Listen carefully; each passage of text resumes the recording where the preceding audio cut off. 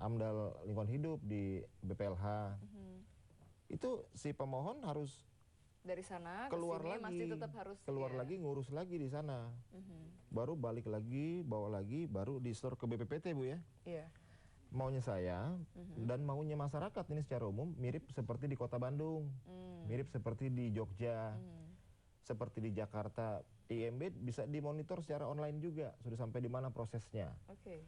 Kalau bisa Bu Reni jadi kepala BPPT yang betul-betul punya kekuatan di situ yang memonitoring. Nah, jadi dinas-dinas teknis terkait tadi kantornya tetap di bawah Bu Reni, Bu. Kalau sekarang masyarakat yang jemput ke sana, keluar. Faktanya begitu.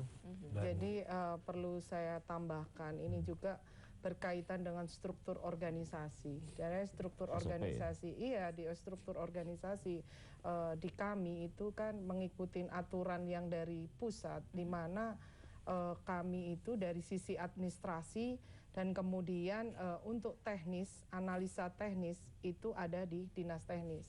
Itu yang mungkin selama ini di pusat pun kalau kami diskusi itu masih menjadikan satu pembicaraan untuk semua. Jadi memang dasar atau rohnya dibentuknya BPPT itu memang untuk transparansi, di mana suatu brand berjalan dirubah suatu pola pikir masing-masing memberikan saya dari sisi administrasi, SKPD teknis dari sisi teknisnya. Nah, kemudian dilandasi oleh, didasarkan oleh SOP kan seperti itu. Jadi ini memang suatu pola baru dan memang merubah suatu pola fikir semua yang harus dirubah. Artinya iya, seluruh tidak hanya ya birokrat dan masyarakat. Iya. Dan yang paling penting adalah sosialisasi juga perlu dilakukan untuk umpan balik ke publik. Jangan nanti program yang sudah bagus dikemas bagus, ketika kewenangan juga dilimpahkan ke kecamatan tanpa ada transparansi dan pengawasan yang baik dari struktur birokrasi yang baik, akhirnya tingkat pelayanan menjadi pungli-pungli yang tadinya top down menjadi bottom up. Artinya kalau hanya memindahkan pungli, masyarakat tidak terlayani secara baik. Sosialisasi perlu dilakukan. Mengurus perizinan A, B, C, D dengan tingkat kemudahan, persyaratan itu bisa dilakukan ke tingkat RT sampai RW. Karena masyarakat Kota Bekasi itu sebetulnya 12 kecamatan sangat kecil. Dan rata-rata pengguna internet segala macam. Artinya mereka bisa mengakses informasi sekecil apapun tentang apa-apa yang akan disajikan oleh aparaturnya, melakukan pelayanan kepada masyarakatnya.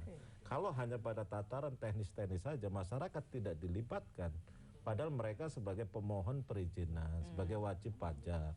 Ada suatu kasus juga, ada pemodal besar yang membangun perumahan kluster, itu tidak mengurus perizinan kepada lembaga yang resmi. Ini kan berarti sudah tidak betul. Ya, ini kalau pelaku usaha saja sudah seperti itu, orang yang sudah mengerti seperti itu dan terjadi, kita mau bicara yang mana?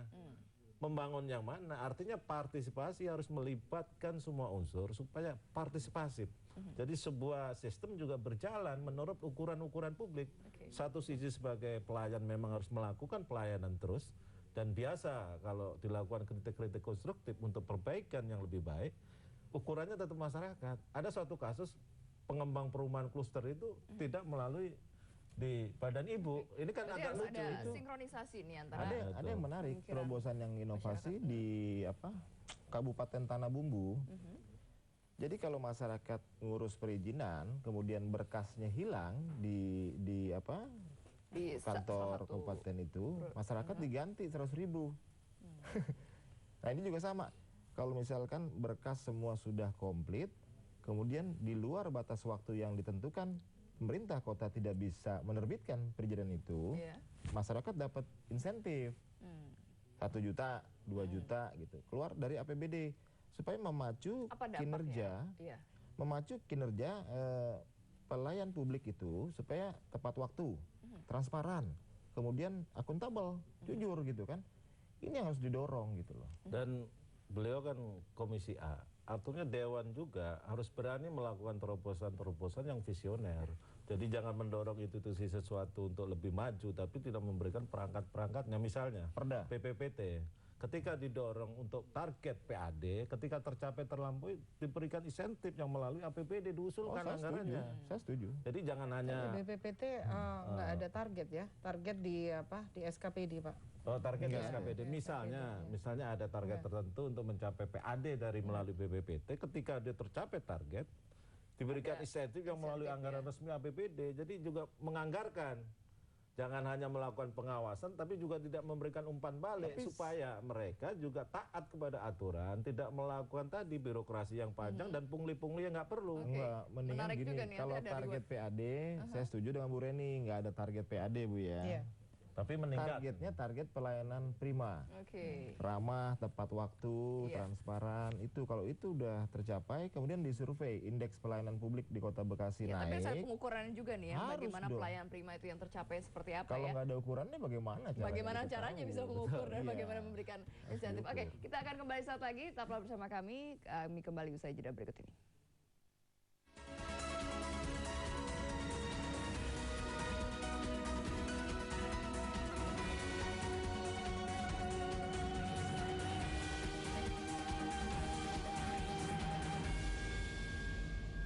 Kesehatan merupakan dambaan setiap insan, namun tidak selamanya manusia beruntung mendapatkan nikmat sehat dari Tuhan. Pengobatan baterai yang gentar ini pengobatan alami, ya, alami sekali. Ya, karena di baterai yang gentar ini tidak ada risiko ataupun efek samping itu ya. Tapi di baterai yang gentar dengan mudah sekali untuk diobati. Karena di baterai yang gentar ini yang dicari itu atau yang diobati itu sumber penyakitnya.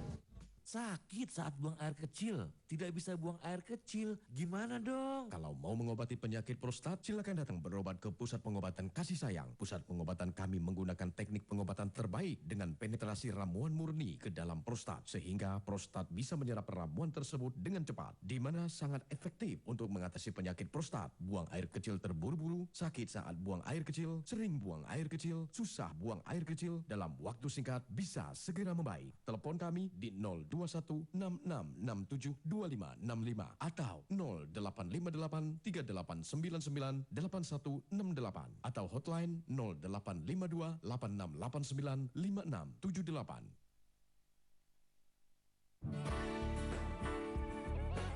Benar-benar suatu inovasi yang luar biasa. Kalau biasanya rempah-rempah dijadikan sebuah makanan gitu ya. Betul. Ini dijadikan sebuah pengobatan. Jadi apa sih yang dihasilkan? Kalau misalnya hipertensi sama kolesterolnya kita antisipasi lebih dulu dengan cara menurunkan berat badan dan terapi yang kedua dan kesembuhannya sangat luar biasa.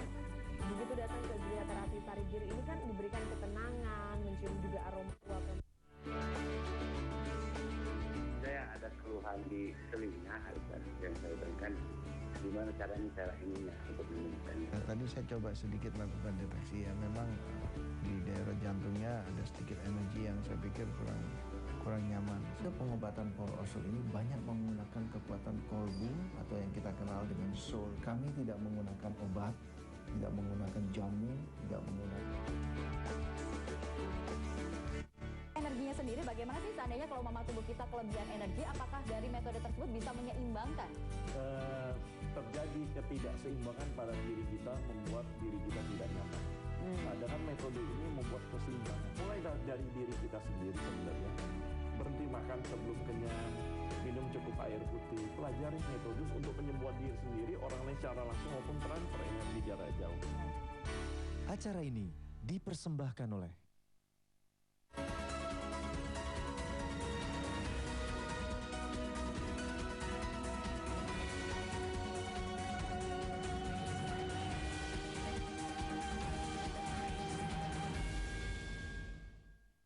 Kembali bersama kami dan kita lanjutkan perbincangan terkait dengan HUT Kota Bekasi ke-17, bagaimana menciptakan aparatur pemerintahan Kota Bekasi yang aspiratif ya. Nah mungkin tadi Bu Reni juga bisa memberikan tanggapan nih, karena tadi Pak Roni dan Pak Didi juga sudah banyak memberikan masukan ya terkait dengan pelayanan khususnya. Tapi saya juga sebagai pribadi gitu, mendengarkan ungkapan-ungkapan beliau ini merupakan suatu menambah inspirasi dan inovasi kami gitu ya. Dan memang kalau berbicara tadi betul harus lebih disosialisasikan kepada masyarakat, dan memang itu juga kita lakukan. Dan beliau inilah yang sering mengajak saya bersama-sama. Jadi kalau di Kota Bekasi itu ada talk show di radio itu, Dewan itu selalu kerjasama gitu ya, langsung menarik, Reni, ayo kita gitu. Dan itu manfaatnya luar biasa. Dan sejauh ini memang cukup efektif untuk sosialisasi. Efektif. Sosialisasi kita semua billboard dari semua sisi lah kita lakukan. Saya merasakan selama duduk di BPPT itu terasa semakin hari itu kantor saya semakin sudah penuh. Artinya masyarakat sekarang datang Pak Roni. Itu ruang tunggu itu sudah mulai pengap gitu ya. Artinya ada kehidupan, jadi ada suatu kehidupan gitu. Penuh juga. Dibikin yang lebih nyaman ruang tunggunya. Jadi di kita artinya standar itu kita lakukan. Kayaknya Mbak Lulu perlu ke kantor saya itu. Iya, boleh ya Bu, nanti main-main bagaimana melihat nanti ya perubahan. Realita publik yang sudah menjemput umpan balik yang diberikan pelayanan yang baik, akhirnya berbondong-bondong ke Bu Reni, juga harus ditangkap secara cepat. Disediakan fasilitas-fasilitas yang memang memadai, yang representatif, nyaman.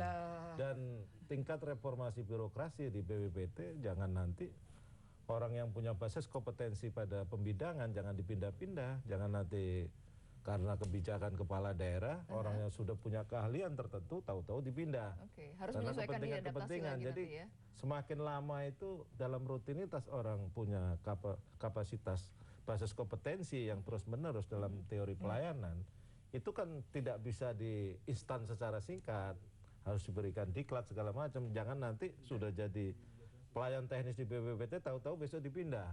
Ini kan nol lagi, nanti nol lagi, meraba lagi, bicara administrasi lagi. Jadi masyarakat yang tadi akan menjadi korban. Jadi reformasi birokrasi juga harus dimanai sesuai dengan penempatannya, sesuai dengan keahliannya, dan yang paling penting adalah ada perubahan mindset pelayanan. Karena yang dilayani adalah warga masyarakat. Artinya Pak Didi apakah melihat mindset pelayanan saat ini di Kota Bekasi masih belum ideal? Masih banyak yang harus dibenahi. Memang karena struktur masyarakatnya yang komuter dan rasionalitas perkotaan, memang harus terlayani secara baik. Jangan kan hanya bicara di BPPT, masalah sampah aja udah nggak karu-karuan, masalah jalan, infrastruktur perkotaan.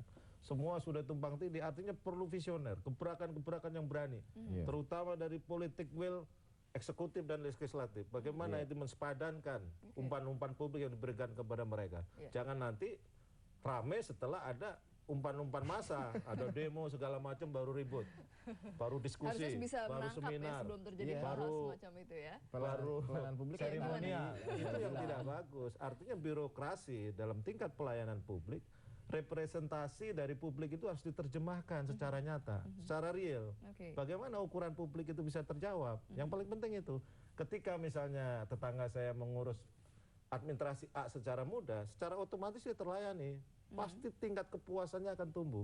Kalau itu melingkar-lingkar terus kepada 70% atau 80% masyarakat Bekasi, udah pasti pemerintahan itu akan dibilang baik. Tapi kalau tata kelola pemerintahan hanya pada tingkat aparatur yang di pemangku jabatan saja, sementara mereka pamong yang harus melayani masyarakat dalam segala hal. Baik, Pak Roni, bagaimana pengalamannya nih selama ini terkait dengan pelayanan publik? Ya itu tadi pengalamannya udah jelas, ngurus IMB di BPPT bukan malah mudah, malah repot masyarakat. Karena masyarakat harus keluar, ngurus lagi ke dinas terkait, di sana lama lagi. Jadi memang harus ada reformasi birokrasi mungkin bisa dikatakan menurut seperti saya. itu ya. Karena konteksnya kita bicara hari ini soal pelayanan jasa ya. Padahal pelayanan publik itu jasa dan barang juga. Bu Reni tadi bilang Bekasi udah makin macet. Terus ada terobosan supaya 5 tahun ke depan nggak tambah parah macetnya. Dari kecil saya lahir di Bekasi sampai hari ini angkutan kotanya tetap angkot aja. Bikin dong busway. Busway dalam kota. Kenapa tidak? Bikin kereta gantung. Bikin dong, artinya sesuatu yang kira-kira kita prediksi ke depan. Tugas pemerintah itu government kan membuat planning kan ke depan kan. Kira-kira apa antisipasi kita terhadap persoalan publik. Karena hakikatnya persoalan publik itu sama. Persoalan kota besar ya, Bekasi, Bandung, Jakarta, Medan, semua hampir relatif sama menurut saya. Sampah, macet, banjir, administrasi publik. Yang beda adalah respon pemerintah dan masyarakatnya. Iya, karena jangan sampai kalau semua sudah bangun, izin, oke ini bangun, akhirnya tidak ada perencanaan tata kota yang suka bangun mall baik. sekarang, bangun apartemen, Iya. bangun ini. Iya. Wali Kota Bandung sekarang bangun taman, kan beda toh? Iya. Responnya beda. Harus ada perbedaan ya, Wali terobosan Kota baru Surabaya tadi ya. bangun taman, bangun Bungkul. Ya artinya ini yang berbeda responnya. Oke. Kalau persoalannya hampir sama kok. Baik. Ya baik, kita akan lanjutkan kembali dialognya usai jeda berikut ini. Tetaplah bersama kami.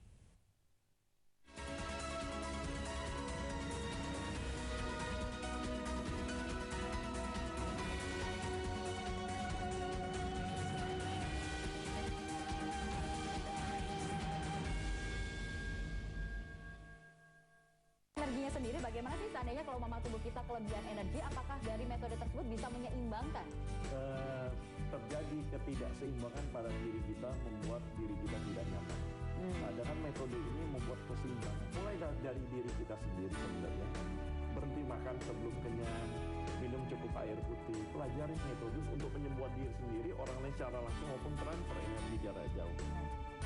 Acara ini dipersembahkan oleh Di abad modern saat ini, internet menjadi sebuah kebutuhan dalam segala hal. Sentral Online dengan layanan internet berbasis teknologi wireless dan didukung dengan jaringan fiber optik serta layanan satelit, sehingga menjadi layanan internet berkecepatan sangat tinggi dengan kualitas jaringan yang lebih stabil di pelosok daerah seluruh Indonesia. Sentral Online, the most reliable internet.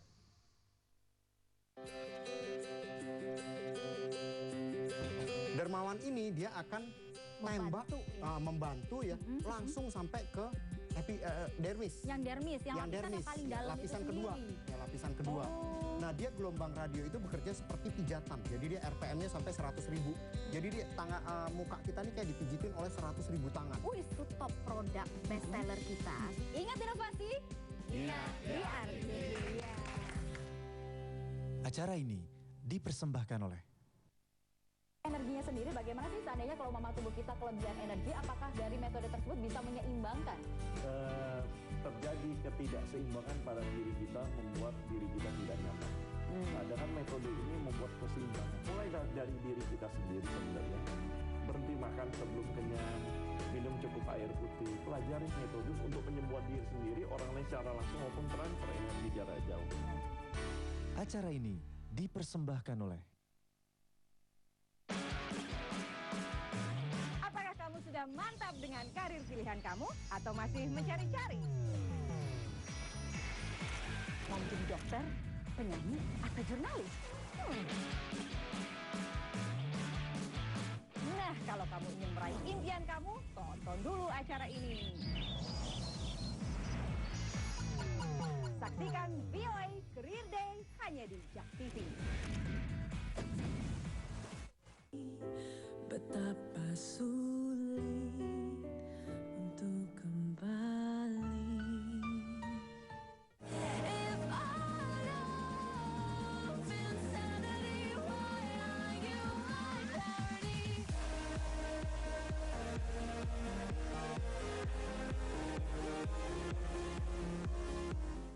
Segala rasa cinta suci yang tulus di dalam batinku.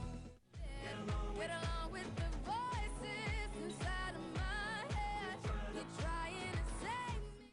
Hanya kau yang bahagia.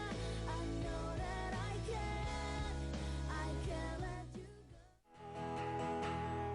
Saksikan Patra Joy hari Minggu jam 10 malam cuma di JAK TV. Tuyul aja doyan dulu.